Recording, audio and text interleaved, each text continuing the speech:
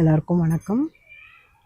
இப்போ உங்கள்கிட்ட நான் எதை பற்றி பேச போகிறேன்னா, நேற்று நான் எங்கள் பையன் பேர பசங்க மருமக கூட ஹோட்டலுக்கு கூட்டின்னு போயிருந்தாங்க. ஒரு சாயங்காலம் ஒரு 6 மணிக்கு அப்படி இருக்கும்னு நினைக்கிறேன்.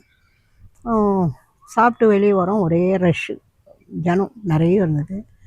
நான் என்ன அப்படின்னு விசாரிக்கும்போது, ஒரு 13 வயசு பொண்ணு டான்ஸ் கிளாஸ் போயிட்டு அவங்க அம்மா கூட வந்திருக்குது. அப்போது பின்னால் ஒரு பையன், ஒரு 22 23 வயசு இருக்கும். அவன் அந்த பையன் வந்து குடிச்சிட்டு இருக்கிறான். எல்லாமே எனக்கு சொன்னது தான், நான் கிட்ட போகல, அவ்வளோ ஜனம். குடிச்சிட்டு இருக்கான். அந்த பொண்ணை வந்து பேட் டச் பண்ணான். அதனால் அந்த அம்மா வந்து அந்த பையனை அடிச்சுக்கிறாங்கன்னு சொல்கிறாங்க. ஒரு சிலர் இல்லை, அவன் கையை பிடிச்சிக்கணும் பேசினாங்கன்றாங்க. அதுவும் சரியாது. அது மாதிரி அவங்க பேசும்போது அந்த ஏரியாவிலேருந்து நிறைய ஒரு 20 பேர் மாதிரி வந்துட்டாங்க. அந்த பையன் வந்து அந்த ஏரியாவில் ஒரு பெரிய ஆளுடைய பையன் போல் தெரியுது, பையனா. அதனால் வந்து எல்லோரும் வந்து ஒன்றும் இல்லை போனா அந்த அம்மா கடைசி வரைக்கும் போகலையாம். இதுக்கு வந்து கட்டாயம் நீங்கள் பொறுப்பேற்றுக்கணும்.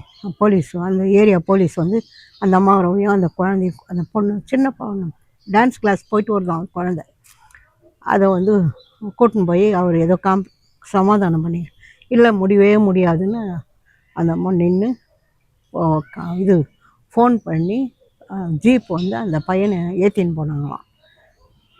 அந்த அளவுக்கு அது வரைக்கும் அந்த அம்மா நின்று இதுக்கு இது மாதிரி பண்ணணும் அப்படின்னு.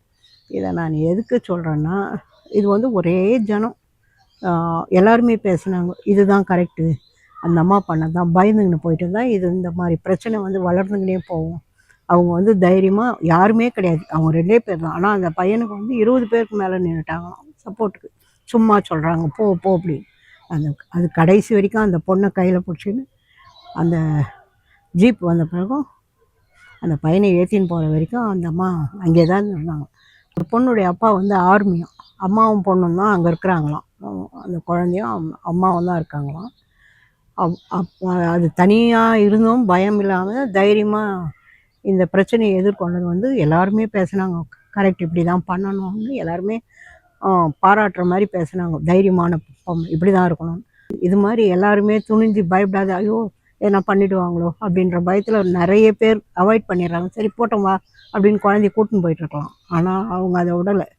இது மாதிரி யாராக இருந்தாலும் தைரியமாக இருந்தீங்கன்னா வருங்காலத்தில் இந்த பிரச்சனை கொஞ்சமாவது குறையும். இது வந்து வளர்ந்துக்கினே இருக்குது. இது குறையணுன்னா பொம்பளை பசங்க எல்லாருமே தைரியமாக இருக்கணும், பயப்படக்கூடாது. இப்போ ஓரளவுக்கு வந்துட்டிங்க, இன்னமும் தைரியமாக இருக்கணுன்றது தான் என்னுடைய விருப்பம். இந்த சேனல் மூலம் இதை உங்களுக்கு நான் சொல்கிறேன்.